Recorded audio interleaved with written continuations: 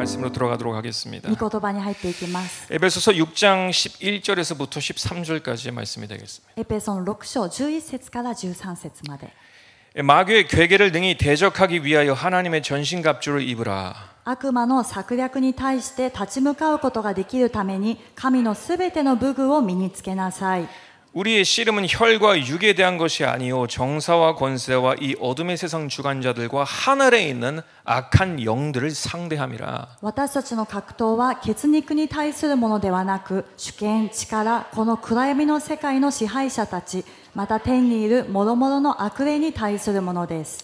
그러므로 하나님의 전신갑주를 취하라. 이는 악한 날에 너희가 능히 대적하여 그 모든 일을 행한 후에 서기 위함이라. ですから邪悪な日に際して対抗できるように、また一切を成し遂げて固く立つことができるように、神のすべての武具を取りなさい。 아멘. 아멘. 오늘의 말씀은 분노의 덫이라는 내용을 가지고 우리가 함께 은혜 받겠는데요. 今晩のメッセージのタイトルは怒りの罠ということで、皆さんと恵みを分かち合いたいと思います。 이 분노의 덫에서 가장 중요한 제목은 누구와 싸우고 계십니까? 라는 질문이 되겠습니다. この怒りの罠なんですけども、最も重要な質問になるのが、皆さんは今誰と戦っていますかということなんですね。 여러분은 지금 누구와 싸우고 계십니까? 라는 질문이 되겠어요. 정말 중요한 질문이에요. これは本当に重要な質問なんですけども、皆さんは今誰を相手に戦っていますか？ 혹시 혈과 육을 상대하는 우리가 있지는 않습니까? もしかしたら血肉で戦っている私たちがいるのではないでしょうか。 어떤 상대, 어떤 물의 어떤 상황과 싸우고 있지는 않습니까? 何か相手、そしてあるグループ、またこの状況と戦っているのではないでしょうか。 저에게 이 찰리 커크상의 이 암살 사건은 저에게는 아주 큰 임팩트를 주는 어떤 하나님의 경고가 된 것이, 私にとってチャーリー・カークさんのこの暗殺の事件が本当に主からですね、メッセージ、重いメッセージのある警告としてやってきたのが、 단순히 한 신실한 크리스찬 청년이 암살되고 죽었다 그것으로 끝나는 것이 아니라 ただ単純に本当に誠実な忠実な良いクリスチャン男性一人が死んでしまったということにとどまるのではなくて、 지금 현대를 살고 있는 우리 크리스찬들이 지금 누구와 싸우고 있느냐라는 것을 하나님께서 말씀하신다고 저는 생각을 해요. 今この世を生きている現代のクリスチャンが誰と戦っているのかということを主は言われるんですね。 혹시 사람과 싸우고 있는 것이 아니냐라는 것이에요. もしかして人と人で戦っているんじゃないかと。 너희는 사람과 싸우면 되는 게 아니야. あなた方は人と人で戦っちゃいけないんだよと。 그 뒤에서 역사하는 사단과 싸워야 돼라는 말씀을 주님께서는 경고하신다라는 사실입니다. その背後にいる悪霊と戦わなくてはならないということが主が私たちに与えられる警告のメッセージなんです。 이 정신없는 시대 속에서 정말 분별하기가 힘든 세대예요. 정말 本 제가 当に 생각해봐도. 忙しい混乱した時代の中で識別するのが難しい時代を私たちは生きています。 맞는 말을 하는 것 같고 그러면 또 마음이 그쪽으로 가요. なんかそれっぽいことを言えば、そうかもしれないということで心が動くんですね。 그러면서 점점 분열이 일으키고 점점 싸움이 더 커져요. それでどんどん争いが大きくなって分裂が大きくなっていきます。 근데 하나님께서 우리에게 다시 한번 질문하시는 것은 너의 싸움은 사람과의 싸움이 아니야라는 거예요. しかし主がもう一度私たちに警告されることは、あなたの戦いは人間対人間の戦いじゃないよと。 아멘. アメン。 그 뒤에서 역사는 사단과의 싸움을 우리는 집중해야 된다라는 것을 여러분 꼭 기억하시기 바래요. その背後で働いている悪魔との戦いに私たちは集中しなくてはならないということを心に留めたいと思います。 혹시 여러분을 못 살게 구는 어떤 미신자 가족에 대해서 싸움을 싸우고 있습니까? もしかしたら皆さんを苦しめている未信者の家族と戦っていますか？ 하나님을 전혀 모르기 때문에 비성경적인 행동을 하는 그 사람들과 싸우고 계십니까? 神様を全く知らない非聖書的な行動をしている人たちと戦っていますか？ 내가 가고자 하는 방향을 방해하는 그 다른 그리스도인들과 싸우고 있습니까? そして自分が行こうとしているその方向を反対する他のクリスチャンと戦っていますか？ 도대체 여러분의 적이 누구입니까? 皆さんの敵は誰でしょうか？ 가장 무서운 것은 정말 좋은 총을 가지고 있는데 그 적이 누군지 모르는 게 가장 무서운 사람이에요. 本当に怖いのは、とても良い銃を手に持っているのに敵が誰であるかを知らないで持っている人が一番怖いんです。 아군이 누군지 적군이 누군지 몰라. 그냥 아무나 쏴대. 제일 무서운 사람이에요. 敵が誰かわからない、味方が誰かわからない、どこに向かって撃ってばいいのかわからない人が一番怖い人なんです。 사단 원수마귀는 이런 우리의 감정, 생각을 격동시켜서 보이는 사람들과 싸우도록 자꾸 하고 있어요. サタンである悪魔は私たちに目に見える人、人間に対して敵対心を抱かせて争いをこうもたらせる、そのように私たちを扇動するんですね。 그래서 마귀의 괴계를 능히 대적하라라고 했습니다. だから 속지 말라라는 거예요. 騙されてはならない悪魔の策略に私たちは立ち向かいなさいと言われました。 아멘. アメン。 사단은 온 세상을 꿰는 자다라고 요한계시록에 기록되어 있습니다. 소- 능한 거예요.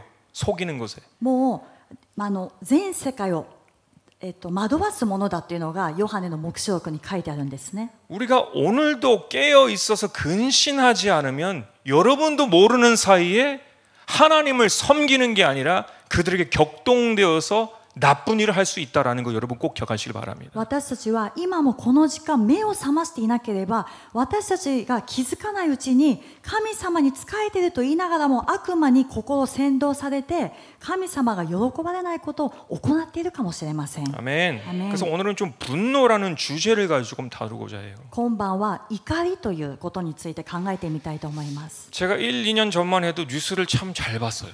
私は 1,2 年前までもですねニュースを本当によく見ていました。 이 세상 돌아가는 것을 알아야지 설교도 할 수 있으니까 열심히 봤어요. この世がですね今どのような方向に向かっているかということを知っているときに、メッセージにも語ることができるから一生懸命見ていたんです 근데 ね。 어느 순간부터 이건 아니다 싶어서 글로만을 봐요. そして 영상을 안 보고 미디어가 아니라 글만 봐요. そしてある時から私はですねメディアではなくて文字で見るようになりました。 어떤 뭐 해설이라든지 어떤 취재 이러는 것을 보진 않아요. 더 이상. 何かある人の解説とかこういうものを見たりしなくなったんですね。 왜 제가 지금도 잘하고 있다라고 생각하는 것은 뭐냐면 제가 그 영상들을 보고 있으면 で私はそうしてよかったなと思っているんですけども、なぜかというと私はそのような映像を見ていると 물론 뭐 크리스찬들이 봐서 뉴스가 좋을 게 뭐가 있겠어. 다 불의와 다 세상에 일어나는 이런 뭐 험난한 뭐 죄악된 것들을 보면은 막 기분이 더 나빠지잖아요. 그죠? クリスチャンとして今のニュースを見ていて気分が良くなるものはないくらいなんですね。不義と罪と、残忍残酷なものがいっぱい並べられてい 그런 ます。 것을 보고 있노라 하면은 내 안에 내가 모르는 막 광인이 막 올라오는 거예요. そしてそのような残酷なそして悪いニュースを見ていると自分の中でもこの怒りというものがこう燃えてきたんですね。 막 분노의 괴물이 내 안에서 막 올라오는 거예요. もう憤りの怪物のようになるんじゃないかとこう出てく 그리고 るんです。 제가 왜 위험하다라고 느낀 것은 그 마음으로는 하나님과 교제를 할 수가 없기 때문이에요. そして私がなぜそれが危険かと思ったかというと、そのような心を抱いている時には神様との交わりができません。 하나님은 우리와 마음을 통하여서 교제하신다는 사실을 여러분 꼭 기억하시길 바랍니다. 神様は私たちと心を通じて交わりを持たれるということを皆さん必ず覚えてください。 우리가 마지막 때에 절대적으로 지켜야 될 것은 여러분의 마음이에요. 그 어떤 것보다도 중요한 게 여러분의 마음을 지켜야 돼요. 私たちがこの終わりの時代最も守らなくてはならないのは皆さんの心なんですね。他の何よりも守らなきゃいけないのが皆さんの心であります。 잠언 4장 23절을 보시면 너무 귀한 말씀이 있습니다. 箴言の4章23節 모든 지킬 만한 것 중에 더욱 너의 마음을 지키라. 생명의 근원이 이에 소남이니라. 力の限り見張ってあなたの心を見守れ。命の泉はこれから湧く。アメン。 오늘 특별히 이 소위 마지막 때를 바라보면서 우리 크리스찬들이 경험하는 그 뭐라고 할까요? 의로운 분노에 대해서도 좀 논할 것입니다. 매우 위험해요. 今晩はですねこの終わりの時代を生きながら私たちクリスチャンが抱くこの義の怒り、正しい怒りについても話したいと思います。 제가 미국 뉴스를 보면서 많은 크리스찬들이 나오는데 私はアメリカのニュースを見ると多くのクリスチャンが出てきます、ね。 그들은 의로운 분노라고 말하면서도 얼굴이 일그러지고 막 크리스찬 같지가 않아. 彼らはその正しい怒り、そして義の怒りだと言いながらも顔はですね怒りで満ちて誰が見てもクリスチャンの表情ではないんで 뭐 す。 그냥 두 육신들이 싸우는 것 같아요. ただもう肉と肉の戦いのように見えるんです、ね。 전혀 그리스도인의 아이덴티티가 없어요, 그 안에는. その中には全くクリスチャンとしてのアイデンティティがありません。 오늘 우리가 의로운 분노에서도 잘 생각해 봐야 되는 것은 아무나 의로운 분노를 가질 수 있는 게 아니에요. 今晩私たちがこの義の怒りについても考えたいのが、誰でもこの義の怒りを抱けるのではないんです。 예수님을 통해서 볼 수 있는 것은 그 마음을 온전히 하나님의 말씀에 다스릴 수 있는 사람만이 할 수 있는 것이에요. それはこの心をですね完全に神様の御言葉で収めることができる人だけが持つことができる義の怒りになります。 아멘. アメン。 그러니까 여러분은 먼저 마음을 다스릴 줄 알고 그 다음의 것을 생각하세요. ですからまず皆さんは自分の心を収めるところから始めなくてはなりません。 나도 모르는 사이에 내 마음이 막 격동되어지고 사단이 막 부채질하고 있는데 나는 막 더 막 이러고 있어요. 自分も気づかないうちに自分の心が扇動されてサタンに仰がれれば仰がれるほどどんどん怒りが燃え上がってくるんですね。 오늘 집중해야 될 것은 나의 적은 사람이 아니다. 今晩集中したいのは私の敵は人間ではない。 아멘. アメン。 그 배후의 역사는 어둠의 세력들이다. その背後で働く悪霊だということなんです。 제가 이 말씀을 준비하면서도 이 사람이 참 재미있다라는 것을 느끼는 게 こ 뭐냐면 の御言葉をメッセージをですね準備しながらも人間って面白いなと思ったんですね。 이 말씀을 준비하면서 그래 나의 적은 사람이 아니야 이런 것을 자꾸 머릿속으로 생각하고 있어요. 알고 있어요. このメッセージを準備しながらもそうだ私たちの敵は人間ではないということを、ずっと考えて頭でも考えているわけです。 근데 머리로 아는 것과 사단이 감정을 통해서 우리를 움직이면 머리를 알아도 브레이키가 안 돼요. 그래서 위험한 거예요. でも頭ではいくら分かっていてもサタンが私たちの感情を通してこれを扇動し始めると心のブレーキがかからなくなるんですね。 우리 가족끼리 맛있는 식사를 했어요. 너무 정말 즐거운 시간이 됐어요. じゃあ家族で食事の時間を持った。そしてとても楽しい時間だった。 야, 이제 배부르니까 산보하러 나가자. じゃあお腹がいっぱいだから散歩しに出かけようか。 아 근데 아무것도 아닌 얘기를 하다가 でも何とも何でもない話を始めて 갑자기 이야기가 막 좀 소리가 커지는 거예요. それでちょっと話がヒートアップしていくんですね。 감정이 막 브레이키가 고장난 트럭처럼 막 달려가는 거예요. それで 감정이 ブレーキが壊れたトラックのように感情が走っていくわけであります。 안 되겠다. 일단 방으로 들어갔어요. あ、ダメだ。とりあえず一旦黙って部屋に戻ろうと。 그래서 들어가서 생각을 했어요. 아, 마음 일단 다스리자. 감정이 올라왔을 때는 이성으로 알아도 안 돼요. それで入って思ったんですね。とりあえず心を収めようと。感情が走っている時には理性で考えようとしてもできないからです。 들어가서 하나님 나의 적은 사람이 아닙니다. 원수막입니다라고 そして 선포하고 入って主よ私の敵は人間ではなくて敵である悪魔ですということを宣言するんです。 그래서 그 10초도 안 됐어요. 금방 들어갔다가 선포하고 바로 나왔어요. 아내한테. そしてもう10秒も経たないうちに私はまた戻って妻の方に戻ったんですね。 아내한테 미안하다 했어요. 妻にごめんねと言いました。 화해를 구했습니다. で和解をしようと思ったんです、 그리고 ね。 우리 아내도 그 화해를 받아줬어요. 그래서 이게 정말 이 티카타카가 잘 돼야 돼요.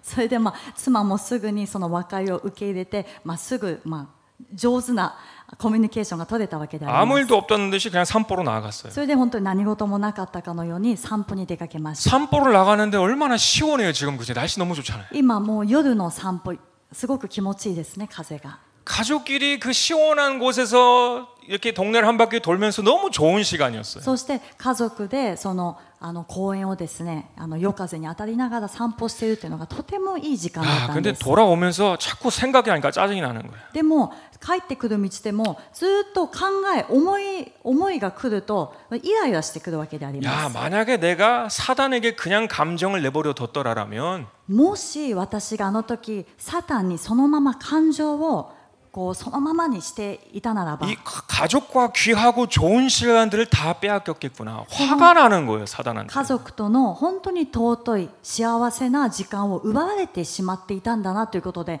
本当に悪魔に対して苛立ちを覚えたんですね。 여러분이 화를 내야 될 사람 존재는 사람이 아니에요. ですから皆さんが怒りを燃やす相手は人間ではありません。 여러분의 평강을 빼앗고 있는 그 가족 안의 평강을 빼앗고 있는 어둠의 세력에 대해서 제발 싸우길 바랍니다. その家族の平安を奪っている背後で働く暗闇の勢力に対して皆さんぜひ怒りを燃やしてください。 그래서 우리는 감정을 항상 다스릴 줄 알아야 돼요. 감정을 못 다스리면 하나님의 사람이 될 수가 없어요. ですから私たちは常にこの感情を収めなくてはならないんですね。この感情を収めることができなかったら神の人になることはできません。 사단이 항상 하는 것은 내가 머리로 알아도 감정을 건들면 되는구나라는 것을 알아요. 悪魔が知っているのは私たちがいくら頭で分かっていても人間の感情をこう触れてしまえば簡単だということを悪魔は知っています。 그러니까 그때마다 즉시 마음을 주님 안에서 다스릴 줄 아는 내가 준비되어야 돼요. 훈련되어 있어야 돼요. ですからその時その時すぐに自分の心感情を収めることができる、主の御言葉で収めることができる訓練をしていかなくてはなりません。 그리고 내가 이 일을 함으로써 그 앞에 좋은 일들을 생각하길 바랍니다. そしてこの感情を収めて主の御言葉に従順した後の待っている良いことを皆さんぜひ思い浮かべてください。 요한계시록 12장 9절 말씀을 보시면요.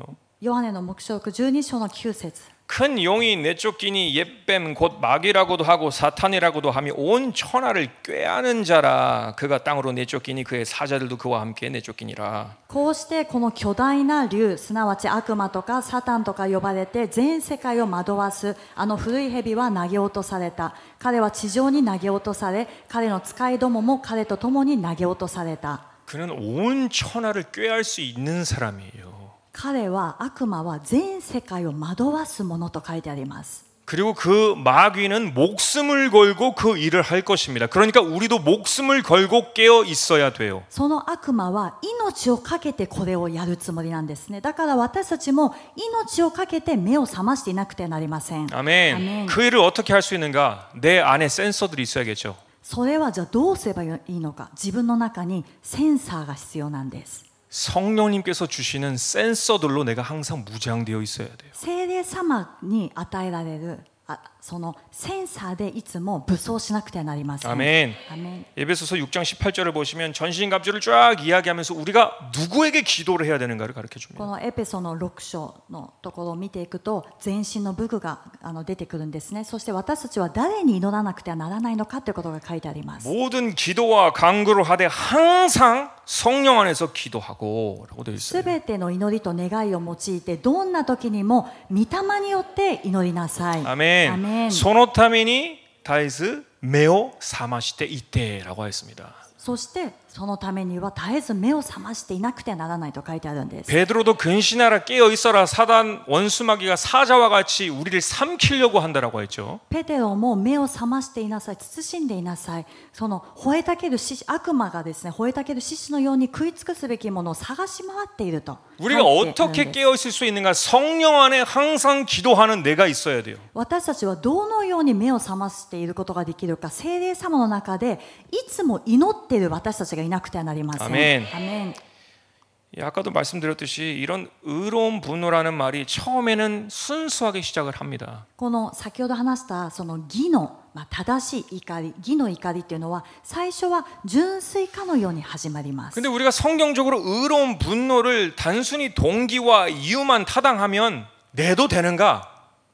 でも私たちがじゃあ動機とかが正しければこのような怒りというのは持っても良いのか。 그리고 많은 경우 예수님께서 성전을 척결하시는 그 장면을 많이 생각하는데요. そうすると多くの場合イエス様がその神殿に入って清められるという場面を皆さん思い浮かべると思います。 마태복음 21장 12절에서 13절 보시면 マタイの24章12節から 21조 13 21章の 예.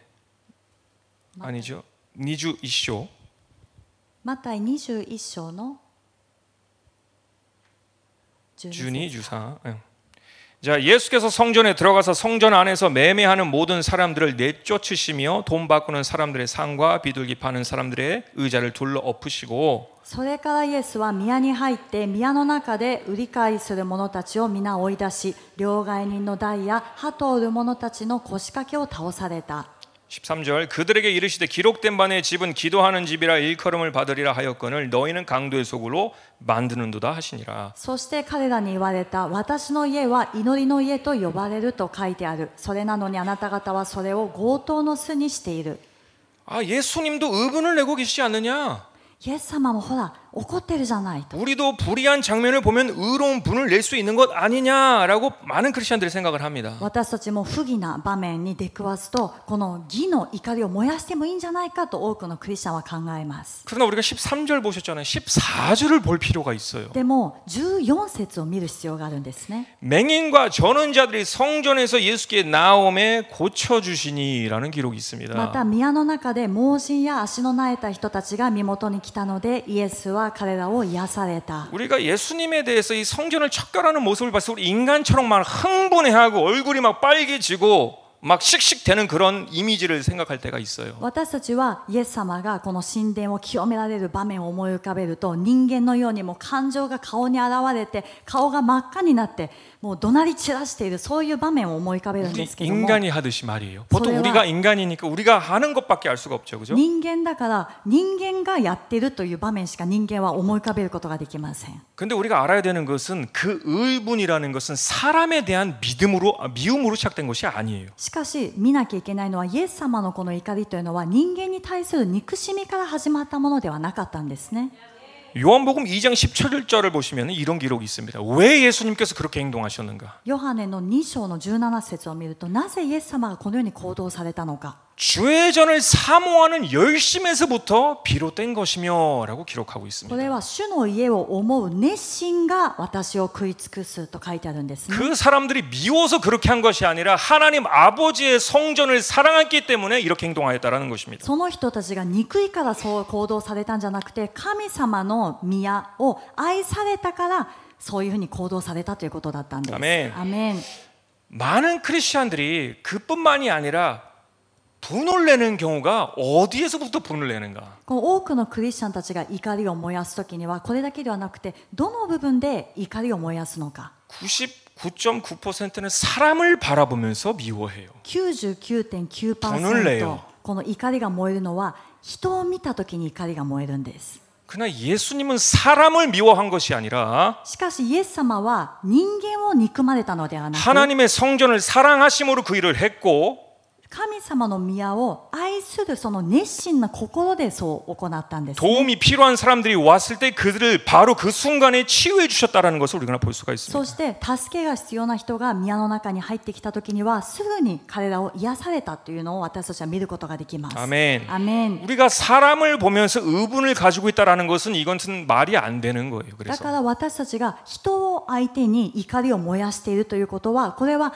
言葉にはならないことなんですね。 그리고 정말 우리가 의분을 낼 수 있는 사람이 되려면 이 조건을 가지고 있어야 되는데 뭐냐면 そして本当に私たちがこの義の怒りを燃やしても良い人になるためには条件があります。 에베소서 4장 26절 27절을 보시면요. エペソの4章26、27。 분을 내어도 죄를 짓지 말며 해가 지도록 분을 품지 말고 怒っても罪を犯してはなりません。日が暮れるまで憤ったままでいてはいけません。 27절 마귀에게 틈을 주지 말라. 悪魔に機会を与えないようにしなさい。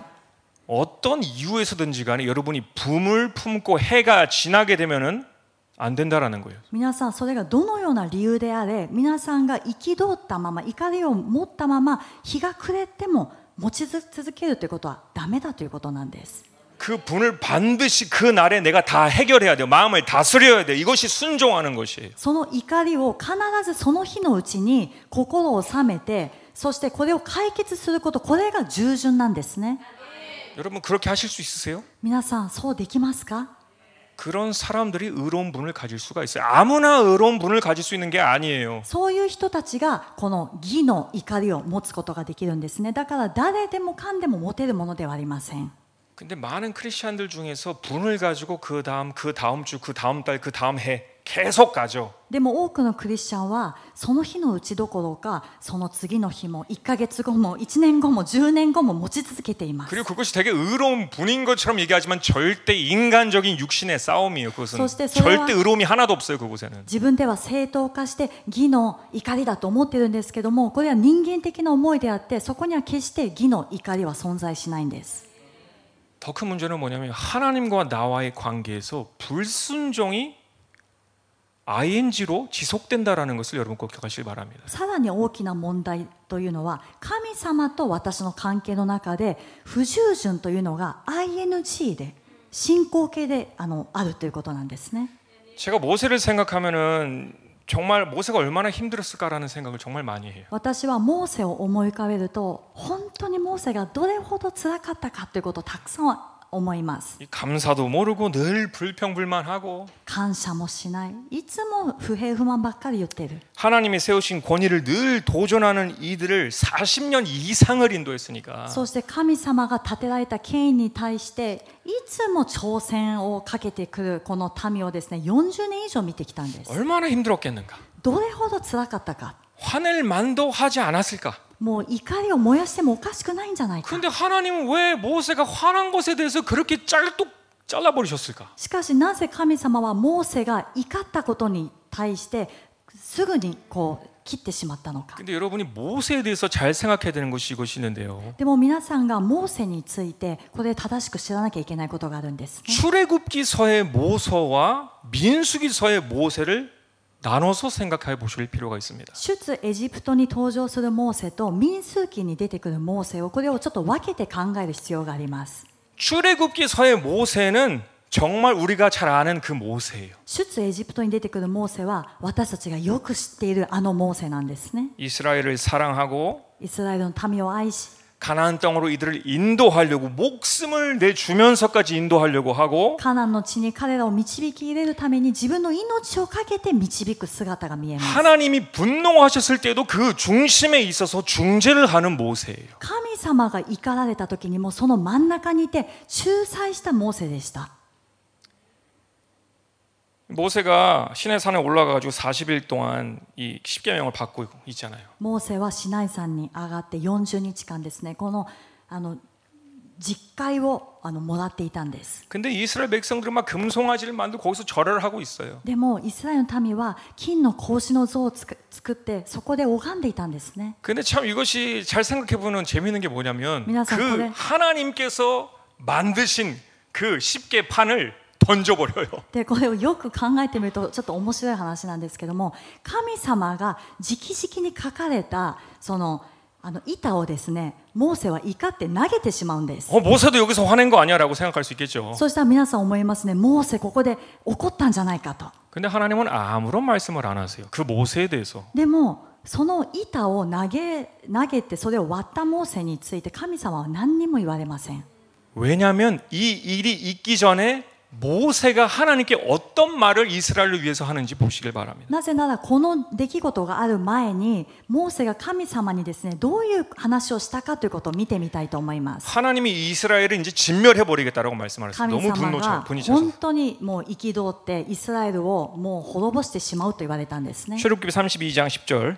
出エジプト32の10章10節 그런즉 내가 하는 대로 두라. 내가 그들에게 진노하여 그들을 진멸하고 너를 큰 나라가 되게 하리라. 今はただ私のするままにせよ。私の怒りが彼らに向かって燃え上がって私が彼らを立ち滅ぼすためだ。しかし私はあなたを大いなる国民としよう。 아, 근데 이 모세가 그 중간에 아주 역할을 너무 잘해요. モーセがですね、仲裁をすごくうまくやったんです。 11절 모세가 그의 하나님 여호와께 구하여 이르되 여호와여 어찌하여 그 큰 권능과 강한 손으로 애굽 땅에서 인도하여 내신 주의 백성에게 진노하시나이까. しかしモーセは彼の神主に嘆願していった。主よ、あなたが偉大な力と力強い御手を持ってエジプトの地から連れ出されたご自分の民に向かってどうしてあなたは御怒りを燃やされるのですか。 어찌하여 애굽 사람들이 이르기를 여호와가 자기의 백성을 산에서 죽이고 지면에서 진멸하려는 악한 의도로 인도해 내었다라고 말하게 하시려 하나이까. 주의 맹렬한 노를 그치시고 뜻을 돌이키사 주의 백성에게 이 화를 내리지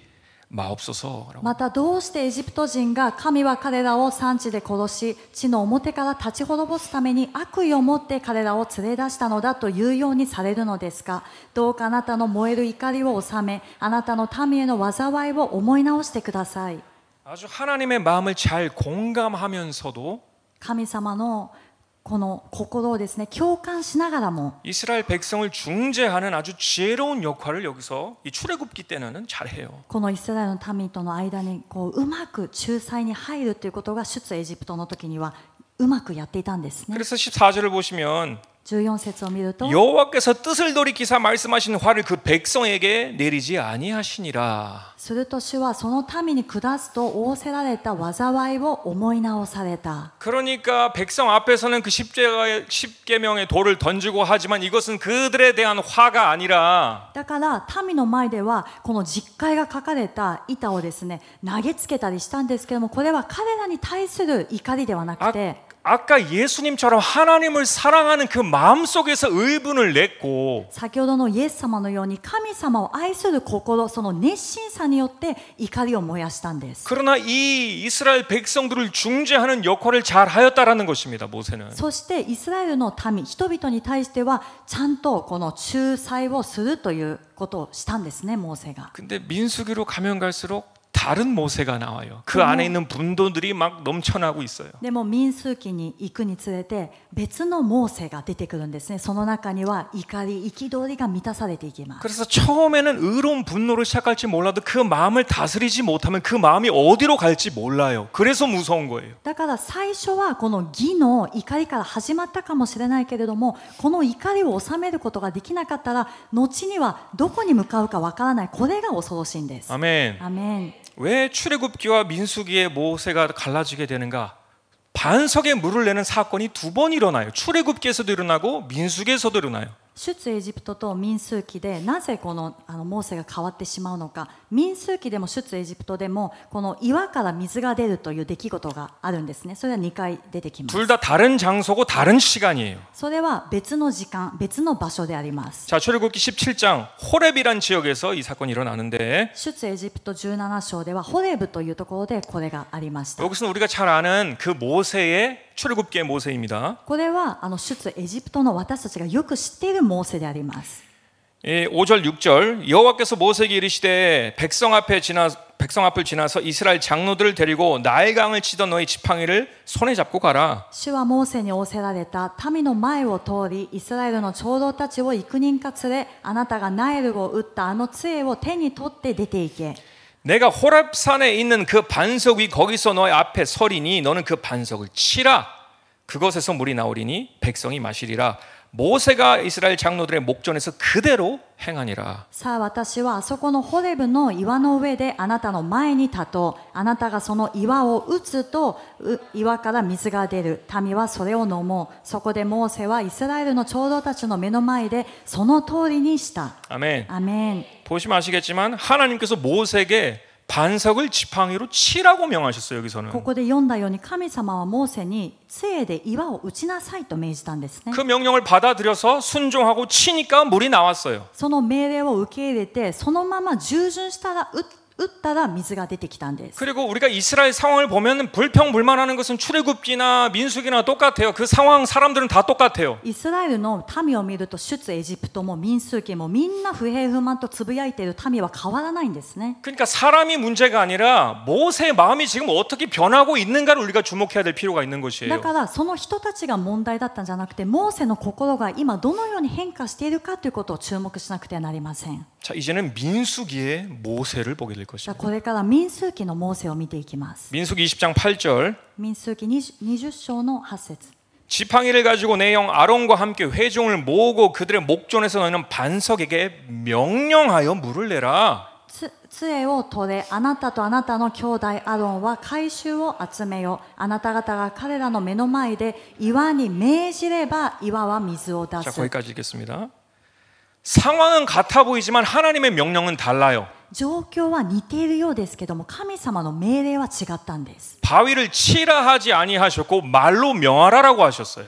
岩を打てとは言われずに命じなさいと言われたんですね。 모세는 절대로 실수로 한 것이 아니 의도적으로 그 일을 합니다. モーセは失敗したのではなくて意図的にそのことをやりました。 자, 10절 보시면요. 10節を見ると 막 분에 지금 막 폭발하고 있는 그가 보입니다. 今もう感情が怒りが爆発しそうなそういうモーセが見えます。 모세와 아론이 회중을 그 반석 앞에 모으고 모세가 그들에게 이르되 반역한 너희여 들으라 우리가 너희를 위하여 이 반석에서 물을 내랴 하고 そしてモーセとアロンは岩の前に集会を招集して彼らに言った。逆らう者たちよ、さあ聞け。この岩から私たちがあなた方のために水を出さなければならないのか。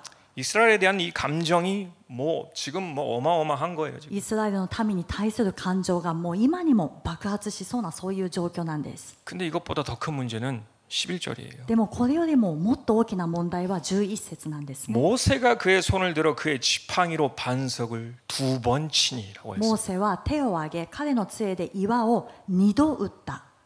하나님은 분명히 모세에게 말로 명령하라고 하셨어요. 神様は確かにモーセに命じなさいと言われたんです。 그런데 그가 얼마나 분노로 차 올라와 있었으면 でも彼がどれほど怒りに満ちていたら 한 번도 아니고 의도적으로 2번을 칩니다. 一度ではなく意図的に2度岩を打ったんですね。 전혀 다른 모세가 여기 있는 거예요. ここにはもう全く別人のようなモーセがいます。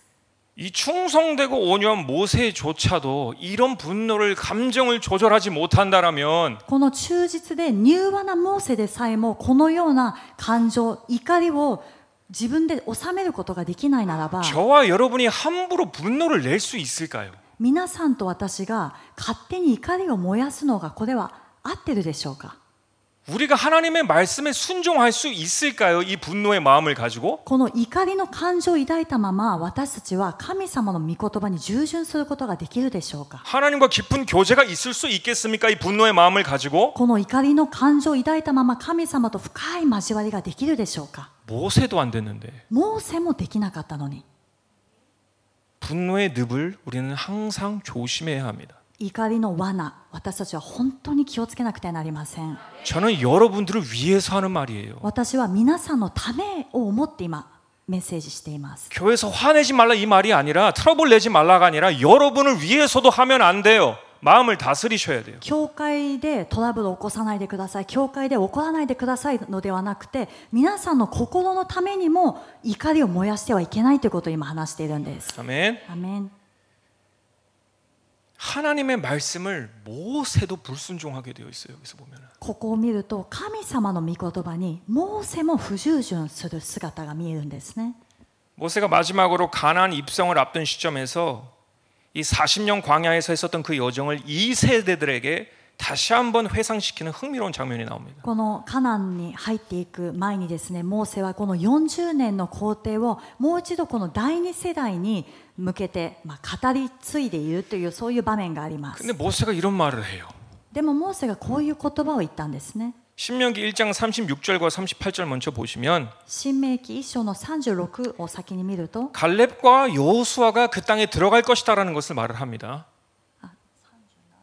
36. そしたらカレブとヨシュアはそこに入るだろうって言 자 ったんです 먼저 ね。 갈렙입니다. 예. カレブは入ることができるだろう。 오직 여분의 아들 갈렙은 온전히 여호와께 순종하였은즉 그는 그것을 볼 것이요 그가 밝은 땅을 내가 그와 그의 자손에게 주리라 하시고 ただエフネの子カレブだけがそれを見ることができる。彼が踏んだ地を私は彼とその子孫に与えよう。彼は主に従い通したからだ。 자, 이 맥락을 아셔야 되는 게 여호와께 온전히 순종하였은즉 그 땅에 들어가게 된다라는 것이에요. これをよく見ると彼は主に従い通した完全に従順したからその地に入ることができると言われたんです。 그리고 그 맥락으로 38절을 보시면 そしてその次38節を見ると 내 앞에 서 있는 눈의 아들 여호수아는 그리로 들어갈 것이니 너는 그를 담대하게 하라 그가 이스라엘에게 그 땅을 기업으로 차지하게 하리라. そしてあなたに仕えているヌンの子ヨシュアがそこに入るのだ。彼を力づけよ。彼がそこをイスラエルに受け継がせるからだ。 이 둘은 온전한 순종을 하나님 앞에 함으로써 들어감을 얻게 된다는 것입니다. この2人は完全な従順をしたことによってこの入ることができると約束されたんです。 자, 그럼 자기 자신 모세는요? そしたらモーセ自分自身はどうでしょうか。 제가 36, 38 읽었잖아요. 私今36、38節読んだんです、ね。 자기에 대해서 37에서 나와요. 自分については37節に出てきます。 여호와께서 너희 때문에 내게도 진노하사 이르시되 너도 그리로 들어가지 못하리라. 主はあなた方のためにこの私に対しても怒って言われた。あなたもそこに入れない。 여기는 모세가 이스라엘 백성들 너 때문에 그랬어 이게 아니라 ここでは 문맥으로 봐야겠죠. 文脈を通してみるとモーセがイスラエルのためにですね、お前たちのせいで入れないんだよという感情ではありません。 너희들 때문에 내가 분노를 내서 불순종함으로써 나는 들어가지 못하게 됐어라는 것이에요. それはあなた方に向かって燃え上がらせた私の怒り、私の不従順によって私は入ることができないんだと今言っているんです。 여러분 분노가 얼마나 큰 피해를 가지고 오는가 실감이 되십니까? 皆さんこの怒りがどれほど大きな被害をもたらすかということを今実感できたでしょうか。 아멘. アメン。 분노는 정말 늪과 같아서 한번 빠지기 시작하면 나올 수가 없어요. 怒りというのは本当に罠、沼のようで一度入っていくとなかなか抜け出せなくなるんです。 많은 크리스천들이 이 모세에 대해서 하나님 너무하셨다. 저도 그렇게 생각했어요. 多くのクリスチャンがこの場面を見るとですね、神様モーセにあまりひどすぎるんじゃないかと私もそのように思っていました。 한번 화를 냈다고 가나안 땅에 못 들어가 하신 너무 심한 거 아니에요? 一度怒っただけでカナンの地に入れない、これはひどすぎるんじゃないか。 근데 우리가 모세의 마음이 점점 변하는 것을 보면서 우리가 깨달아지는 게 많아요. しかしモーセの心がだんだん変わっていくこの変化を見ながら私たちも悟らなきゃいけないことがあるんです。 정말 하나님이 너무하신 것일까요? 本当に果たして神様があまりにもひどいお方でしょうか。 그 분노 때문에 하나님을 불순종하고 있는 이 모세가 있는데 그냥 그 자리에 내버려 두는 것이 그를 위한 것일까요? その怒りで神様の御言葉に対しても不従順しているモーセをそのまま放っておかれるのが神様の愛でしょうか。 하나님이 만약에 모세를 그냥 그 자리에 내버려 두셨더라면 神様がもしそのままモーセをその場所に置いておかれたならば 분명히 모세도 사울 왕처럼 되었을 것입니다. この後モーセもサウル王のようになってしまったかもしれません。 불순종의 사람, 不従順の人、 악신으로 막 분이 나 있는 사람. 悪霊によって怒りが収まらない人。 가나안 땅이 문제가 아니라 더 이상 だから祝福の地、カナンの地に入った入ってないが問題ではなくて 분노 때문에 하나님의 말씀도 불순종하는 모세가 있다라면 그는 구원을 받지가 못해요. この怒りによって神様の御言葉にも従順することができないモーセがいるならば彼は救いも得ることができない状態なんです。 하나님께서는 모세를 구출해 주신 겁니다. 神様はモーセをそこから救い出してくださったんですね。 이해가 되십니까? 理解できるでしょうか。 아멘. アメン。 모세 속마음을 보면서 제가 좀 뭐라 할까 좀 되게 마음이 저도 아프고 좀 나도 조심해야겠다라고 느낀 게 뭐냐면 モーセのこれを見て私も本当に心が痛くてまた自分自身も本当に気をつけなければならないと思ったのは何かというと 민수기로 들어오면서 모세의 적은 더 이상 애굽이나 바로가 아니에요. 民数記に入りながらモーセの敵はもはやエジプトやパロではなかったんですね。 가나안 땅의 거인들 그 주민들이 아니에요. 저기 カナンの地の巨人たちそしてそこにいる住民たちではなかったんです。 자기가 그렇게 사랑하고 생명 걸고 중재하였던 이 이스라엘 백성들이 적으로 보이기 시작하는 거예요. 自分がこれほど愛してそして命を懸けて仲裁にまで入って守ってきたイスラエルの民が今は敵に見えるようになってしまったんです。 여러분의 가족들, 여러분의 형제들, 교회 성도들 그분들은 여러분의 적이 아닙니다. 皆さんの家族、皆さんの兄弟姉妹、そして教会の家族は皆さんの敵ではありません。 여러분들이 중보해서 중재해서 하나님께 인도해야 될 사람들이 여러분들이 모세예요. それは皆さんが仲裁して皆さんが取りなしをして神様のもとに導かなきゃいけない人、皆さんがモーセの役割をしているわけであります。 우리는 항상 분노를 조심해야 됩니다. だから私たちは常にいつも怒りというのは気をつけなくてはなりません。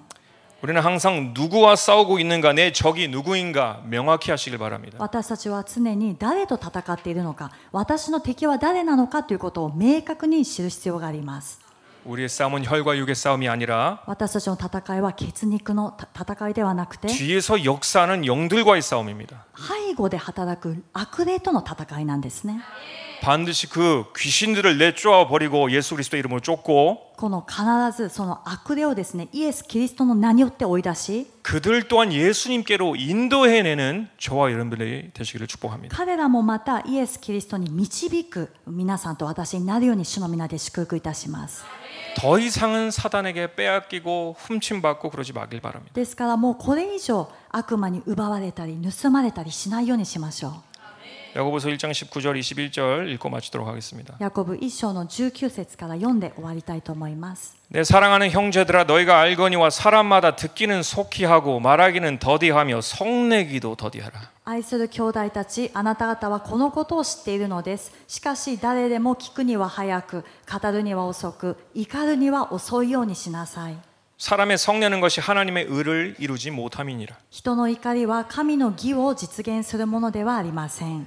그러므로 모든 더러운 것과 넘치는 악을 내어 버리고 능히 너희 영혼을 구원할 바 마음에 심긴 도를 온유함으로 받으라. ですからすべての汚れやあふれる悪を捨て去り、心に植え付けられた御言葉を素直に受け入れなさい。御言葉はあなた方の魂を救うことができます。 아멘. 아멘. 많은 사람들을 하나님께로 인도해 나가는 저와 여러분들이 되시기를 축복합니다. 多くの人を神様の御前に導いていく皆さんと私になるように主の皆で祝福いたします。 아멘. 우리 같이 アーメン。 기도하시겠습니다. お祈りします。